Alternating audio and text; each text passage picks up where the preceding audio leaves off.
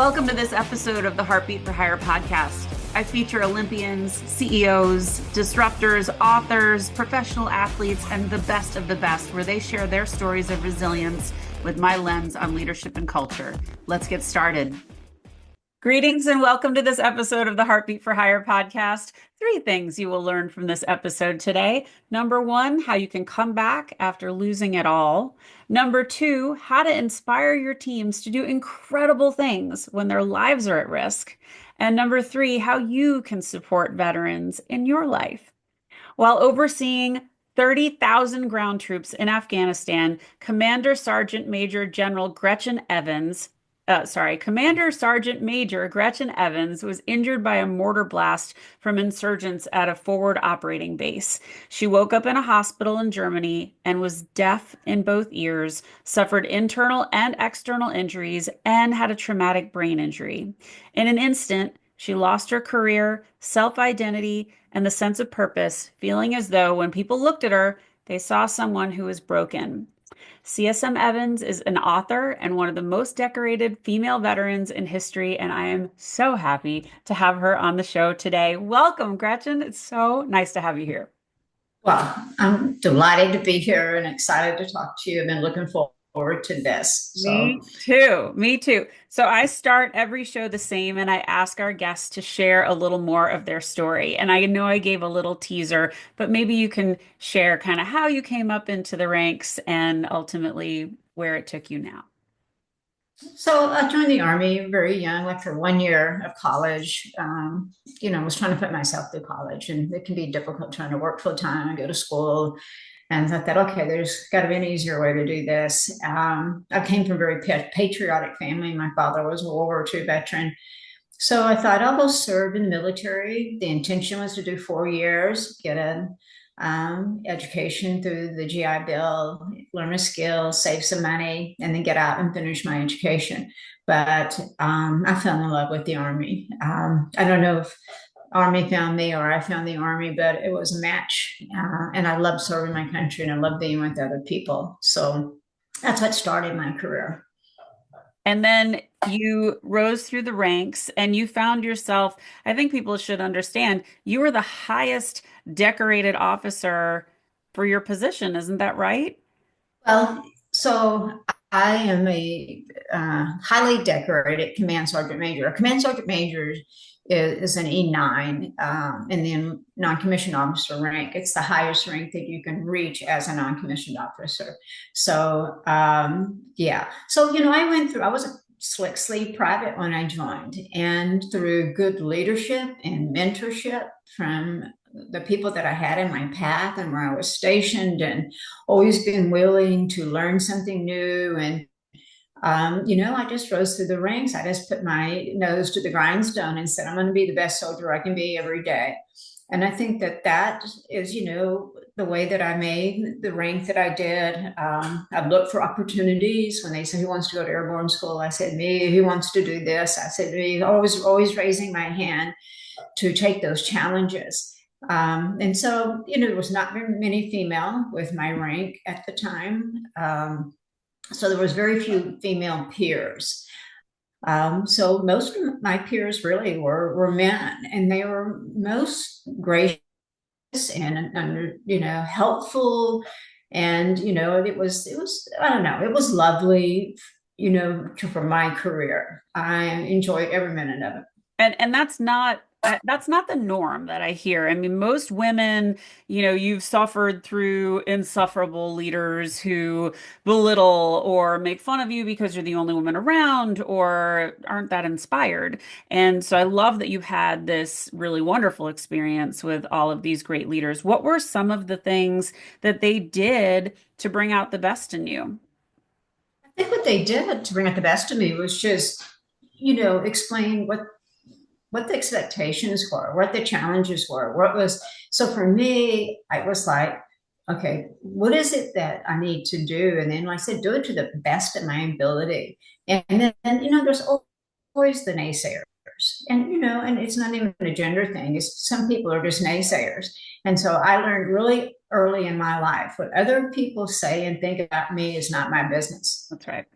Just don't even let that phase you. Like, like it's like hold my mirror, watch this. Okay. So I'm going to go do this. Mhm. Okay. Whether you think I should or could or any of those things. So I was taught early on to ignore the negativity, to ignore the people who didn't want the best for you, and then cling to the people who had your Yes. best interest at heart. And that's where I learned my leadership skills was from good leaders. And I learned what I didn't want to be from bad leaders. Okay, so let's go back to you're in Afghanistan. You've got 30,000 troops that you are responsible for. So can you take us through a little bit of that story and what was going on then and just some of the climate and what was really at stake? So it was on this particular tour, I arrived in December in 2004. And if you remember, the war in Iraq had started in 2003. So now we're really stretched very, very thin, the military is. We're fighting two wars in two different locations for two different reasons and two very different enemies. And so it really stretched all of us. So when I got there in December, some of the troops and equipment was being diverted to Iraq. So all of a sudden, we didn't have everything that we were supposed to have. And so all of a sudden, Afghanistan became very challenging because now Iraq was kind of on the forefront. And so we were having to do more with less. So I was the garrison command sergeant major for General Eikenberry, who was the command forces general of all of Afghanistan. And I was his garrison sergeant major. And what that meant was that I was responsible for all the bases, the security of the bases, for the logistics, for getting equipment to where it needed to be, for getting logistics to where it needed to be, all those kinds of things. And it was spread out all over Afghanistan. And of course, we shared a lot of our bases with our NATO armies and all kinds of things. So we included them as well because we were the main force over there. We were the largest contingency. And so my job took me all over Afghanistan, and it really was just taking care of troops and making sure they had what they needed, whatever they were, a pilot or a cook or an infantry guy, whatever their job was. My job was to give them whatever they needed to be successful and as safe as possible to do their mission. And things went wrong because you got hit with some incumbent forces or Yeah, so gosh, it was towards the end of our tour, which is sometimes the most dangerous time. If you're getting close to going home, troops start thinking about going home. It's a natural thing to do. You start seeing calendars pop up with lines drawn through the dates, and this wasn't certainly wasn't my first rodeo. I had been in combat a couple of times. And I knew, so I thought I'd go out to one of the really remote forward operating bases and do a little morale talk, and my intention was to gather them all and say, look, we're almost there. we're so close. Almost Yeah. so close you can smell the apple pie.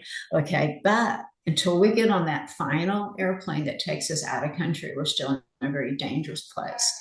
And I had just gotten those words out of my mouth when these rockets started coming in, and they were coming in like rain. I mean, like rain. So all you can do is get into the bunkers until you can take care of whoever it is that's firing at you because they're miles away. So I was yelling at the troops, get in the bunkers, get in the bunkers, when a round landed to my right. And then when it detonated, it was powerful, and it threw all that shrapnel and all that stuff that was inside of that rocket. And the eyewitnesses says that it picked me up and threw me horizontally. I'm small, I'm petite. Yeah. And so I hit one of those bunkers, those concrete bunkers, head first. And so that impact immediately, resulted in a pretty severe closed head wound, traumatic brain injury. It blew out my eardrums, little pieces of shrapnel all over me. It shook my body. All my insides were rearranged and, some broken things here and there. And then they medevaced me to Bagram first and then to Landstuhl and put me in a medically induced coma to do an evaluation of the extent of my injuries. And then they woke me up and told me I was deaf. And I know, I mean, your entire career has been focused on the military, leading, and when you find out that you're deaf, I remember the words you shared when you were telling us your story when you visited with the Outlier Project, which you are an outlier now. So love that about you. But you shared that you called yourself an oxygen thief. And can you talk about that? Because that hit me so hard when I heard it the first time. And I think it's such a good lesson for folks to never feel that way. But Yeah, yeah, my identity was the military. I went in at 19. I was 46 when I got wounded. My whole life was really the first job I ever had. And I was good at it. I rose to the rank, the highest rank you can get. I was living my best life. I was doing what I loved. I was doing using what I felt like were my skill sets in the best way that I could use them, taking care of people and serving my country. And then I knew as soon as that they told me I was deaf that my career was over because you can't be deaf and be in the military. And so it was just this 1 second you're just thinking, it's all over. And what am I going to do now? And who am I now? I don't have any other skills but to be a soldier. And, and I think everybody who gets wounded like that, or even sometimes in a car accident or something, and you lose somebody, you think, why wasn't it me? I kind of had that Lieutenant Dan syndrome. I would have felt like I would have been better off if I had died that day than to live the life that I thought I was going to end up living, being deaf and having all kind of traumatic brain injury and becoming, if you will, disabled. And I just couldn't wrap my head around it. So I thought, I don't deserve to be here. I don't have anything to contribute anymore. So I'm an oxygen thief. Oh, and what took you out of that mindset into the much healthier place that you're in now? It was a couple of things. One was just I was running. I'm a big runner, and I was running down the road. And a guy on a bicycle comes up behind me. I didn't hear him because I was deaf. It's an invisible injury. He Right. hits me, he knocks me into traffic in Atlanta. A guy driving a black Mercedes, slammed on his brakes just in time. But, I was underneath his bumper. And I remember him getting out, and he was already in tears. And he says, I almost killed you. And the first thought I had was, really? I'm still alive? So I was disappointed. And that scared me that I had wished that did not survive that. And so when I got to the hospital, I had a broken clavicle and a bunch of things, road rash and all kinds of things. And the doctor walked in and he said to me, Gretchen, you can't do the things that you used to do. You've changed. And those words somehow struck me deep in my heart. And I said, no, I want my life back. Mm-hmm. And I think that was like the catalyst of me saying, I'm going to fight back. Mm-hmm. I don't know what that looks like right now, but I'm not giving up. I don't want to be dead anymore. Mm-hmm. And then I got my service dog, and she really helped because she became my ears. And so got my independence back. Yeah. And, wasn't so awkward in life. And part of it was just people would see her with her vest on, and they knew, if you got a service dog, there's a reason. There's something. And so, so I wasn't constantly having to say to people, wait, I'm deaf, so you got to look at me when you talk to me, because they'd walk up and say, oh, what a beautiful service dog. What does she do for you? And I could say, she hears for me. And it was such an easier way to tell people that I was deaf. Yeah. And I built Unbroken, and I found a new rope team, and I found a new group of people that I could lead and go do, incredible things. And I picked people who had all kinds of injuries and illnesses and traumas that had happened to them. We all got together, and it just became magical. Well, so let's back up and explain that, because you wanted to enter a race with Mark Burnett, right? And this was a TV show. Give us the setup, explain what it was. It's called the World's Toughest Race, and it was being held in Fiji. And it was like the primo of, it makes an Ironman look like a church picnic. Okay, it's 10 days. And, they give you a crappy map and a compass. There's no electronics. You're totally self-supportive. And they make you do all these kinds of crazy things, like paddle across the ocean in a little tiny boat, and do rope courses, and paddle on a paddle board, and build your own boat. I mean, just all kinds of crazy things. When I first sent in our application, it asked, tell us about your athletic abilities. And everybody on my team was an athlete. I had a couple of people who were Ironmen. I had a guy who just competed on the Ninja Warrior and everything. But it also said list all, if you have any medical issues or concerns. And there was a paragraph about an inch long. And it took me 4 pages to list all the things that were wrong with everybody on the team. Yeah. And, because this is the world's toughest race, it's only for elite athletes.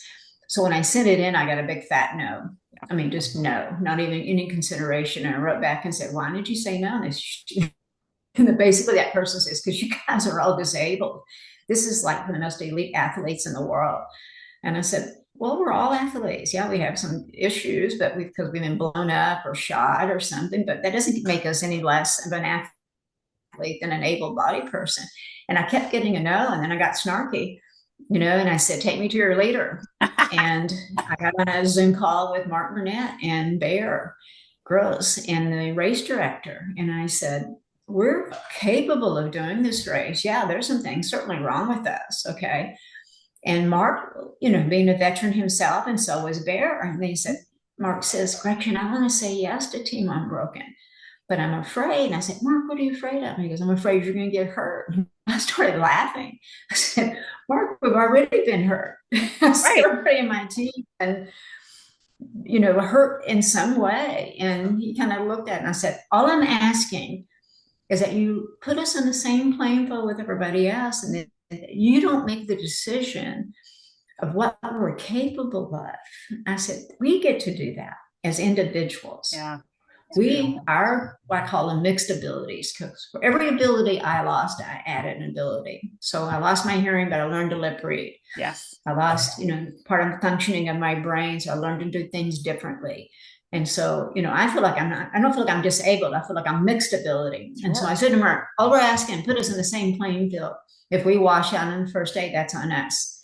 I said, but if you say no to us, you're saying no to a whole population of people who just want to compete alongside everybody else. And he even said, Gretchen, when you say it like that, you make me sound like an asshole. and I said, don't be an asshole, Mark. And so Mark says, yes.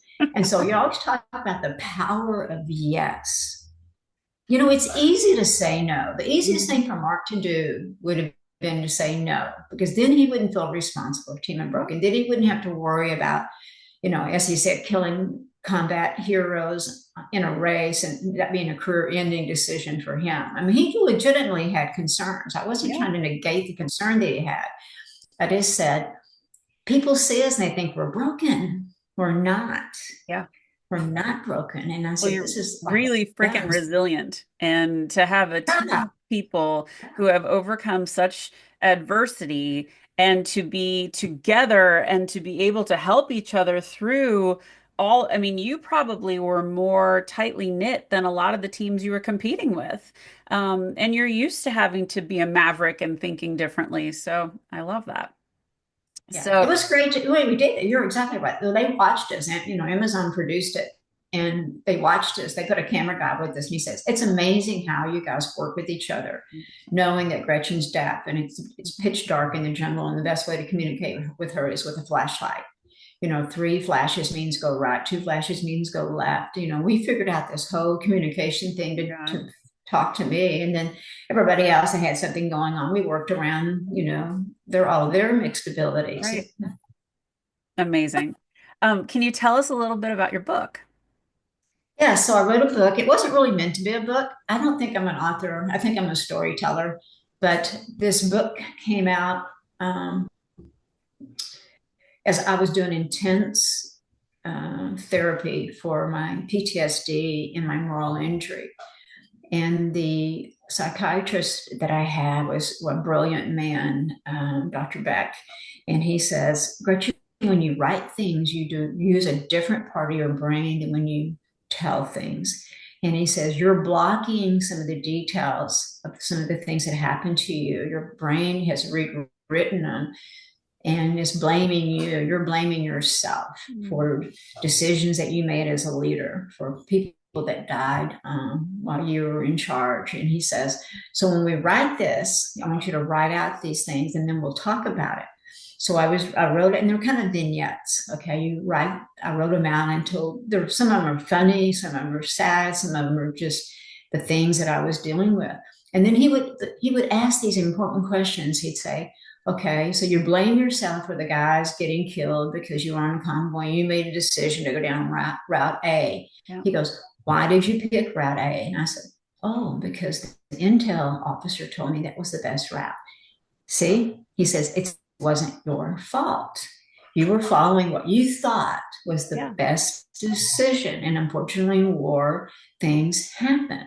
So I was able to let go some of this survivor's guilt that I Crippling had guilt. and some of Yeah. this leadership guilt and all this. And so as I was writing this, my husband, who's also a veteran, says, if you could ever be vulnerable enough to publish this, you might be able to help some other people who are suffering from the same thing that you are. Yeah. And so I did. And there's all kinds of grammar errors in there, misspell words. I didn't have an editor. It's just me. Yeah. Okay.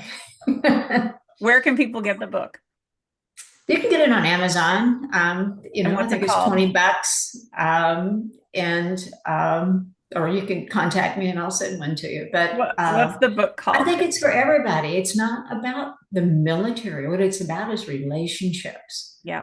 with Well, and people. that's the constant with all of the guests that I have on the show, whether they're Olympians or CEOs or ex-military or professional athletes.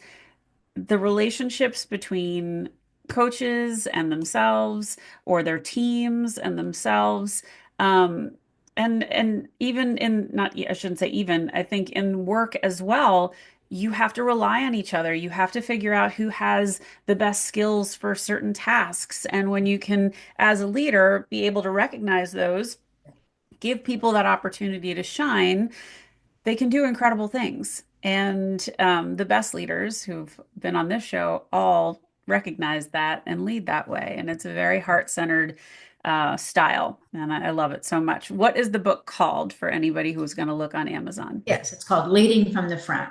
Ah, perfect. I mean, could it be more perfect? So, changing gears a little bit, what inspires you?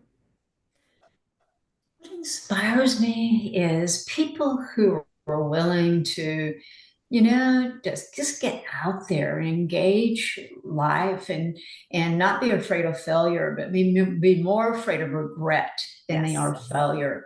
And I always say that to my team and my friends. I said, I'm okay with failure, really. I mean, yeah, it stings and it's not fun. I said, but what keeps me up at night is this fear of regret. Mm. Did I tell myself no because I was fearful or afraid of failure? And so I think we tell ourselves no more than anybody else does. We're the first person to Yep. tell ourselves, no, you can't do that because you're 64. You can't do that because you're deaf. You can't do this because this. And it's that conversation you have in your own head. And so I always like ignore that little voice and say, no, I think I should go try to do this. And if it doesn't work out, okay. I love But it. what if it does? I know. What if it does? What would you like your legacy to be? I'd like my legacy to be this, that the best life you can live is a life where you're making a difference in other people's lives. Mhm. Um, and that you're involved in things that will have long lasting effects. I'm not the 5 minute person. I don't want to feel good for 5 minutes. I want to feel good for years. I want to people, my final day, I want people to say, gosh, Gretchen meant something to me in my life. She was a good friend. She was a good mentor. She was my champion. She was my protector. She cared about the world in it and people in the world. And everything else to me is kind of just fluff. And we get caught up in it. All the stuff that's going on in the world, I really have to sit down and say, okay, what do I really care about, and what can I have some control over, and how can I best spend my 24 hours today? Well, I have to tell you that when you came and spoke to Outlier, we embraced you so hard. I mean, everybody was so touched by your story, and I think what was so remarkable was what happened after that, and the amount of people that reached out to you and then you connected back with. I mean, that happens a lot. We'll talk to someone really extraordinary. They'll get bombarded with a bunch of LinkedIn messages or Instagram messages.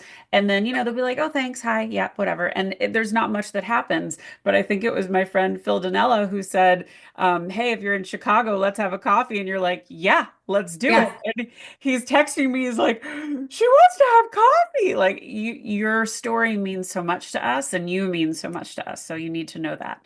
I was happy to be a part of you guys. You're a unique Well, group and you're just perfect for me because everybody's so kind and everybody's so involved and everybody's trying to do something good. yes. And I don't feel like that you have any guardrails except for just common decency, the common guardrails that you have to be Yeah. nice and be helpful. But like you're willing to embrace just about everybody like that. And I wish the Well, whole world was like that.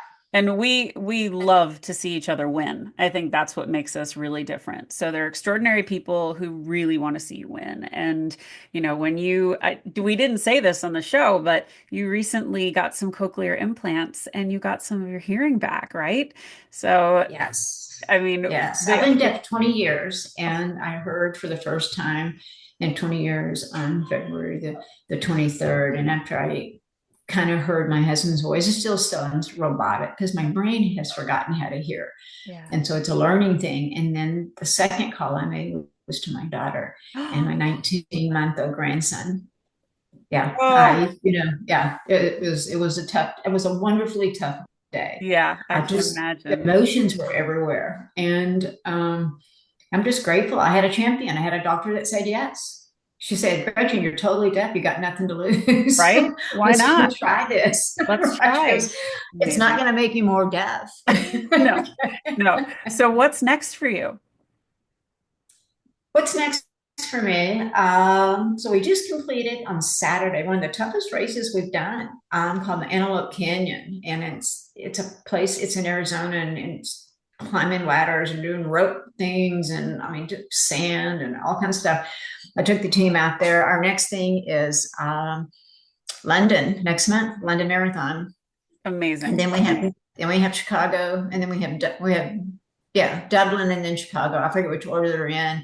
And then we're still looking for one more kind of adventure race. So that's for Team Unbroken. For me personally, I've got a bunch of speaking opportunities, and I love to go out and share my story with the hope. Always have I say I have an audience of one, the one person who needs to hear this, and say everybody gets kicked to the curb That's right. in life. Everybody, nobody dodges that bullet. So true. And you got to surround yourself with people who are willing to pick in for you until you can stand on your own. Mm-hmm. And then you need to do it for them Mm-hmm. when they get kicked to the curb. And I think that's what makes the world go around. Ugh, well said. Well said. How can people find you? People can find me on my website, which is GretchensRopeTeam.com. You can follow me on Instagram, Gretchen's Rope Team or Team Unbroken. I don't know, you can find me on LinkedIn and drop me a message. I'd love to connect with people. I'm happy I got time. I make time for people. You do. And so it's never a burden to me. I might not get back to you right away, but I will get back to you. Well, on behalf of all the listeners of the Heartbeat for Hire podcast, thank you for your service. I want to celebrate you. This is International Women's, I think it was last weekend, but I'm celebrating the whole month. So thank you for sharing your story. It is so inspiring, and I just love being with you. So this has been such a joy for me. So thank you so, so much. And guys, if you liked what you heard, please go subscribe to the YouTube channel, leave a 5-star review at Apple or Spotify. They mean so, so much. I say this every week, but it's the truth. And I hope you enjoyed this episode. Take care of yourselves and go lead with heart. Are you ready to elevate your leadership style and create an exceptional workplace that stands out from the crowd? I'm here to introduce you to a game-changing resource that will transform the way you lead and shape your company culture. It's time to embrace the power of top-down culture. This practical guide empowers your leadership for lasting success, helping you create a workplace where everyone thrives. Get top-down culture today, and let's reshape the future of leadership together.